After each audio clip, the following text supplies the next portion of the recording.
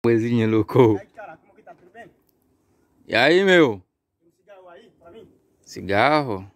Aí então, dá um cigarro pra mim? Tem sim, rapaz. Chegar aqui, ó.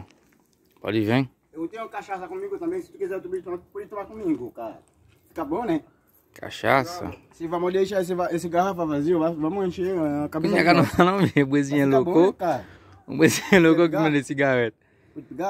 Espera, meu, espera. Tô falando com minha mãe aí, numa chamada vídeo, tá? Não, que tá aí. Eu não tô te filmando não, rapaz. Então dá o cigarro pra mim. Ah, cigarro? Sim. Vai dar? Você, cadê? Olha, boizinha louco, bem cigarro. Ela quer, mano, mas cigarro. Tem ninguém aí, mais ninguém? Boizinha louco, bem cigarro. Aí? É nem, mano. Bem garçom que tem que atrás, vai. E aí, cara? Bem cigarro. Por me dar um cigarro? Tem comida aí também, por me dar? Tô com fome. Galão dominicano, ela vai ter a minha cigarro. Jesus me disse para do lado dele, fam. Tu é um cara feio, Ela cara. get não, deve ser, rapaz. Tá louco, tem que ajudar eu, cara. Tem que ajudar eu. Eu só pedi um cigarro pra mim. Já lá me deve ser, rapaz. Sai daí, cara. Tem que tomar, né?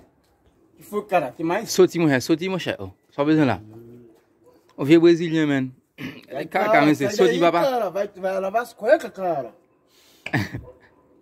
Vai lavar as cuecas, cara. É baba. Eu mantive a minha, vai. Quer tomar? Quer comer comigo? Mas já lá me deu uma de Brasília, rapaz. Sai daí. Toma comigo, cara. Toma comigo, posso Mas já lá get na mão, mas cadê vamos dar, man? Não, tu não cheio. Eu não cago a missa mais sem ser, man.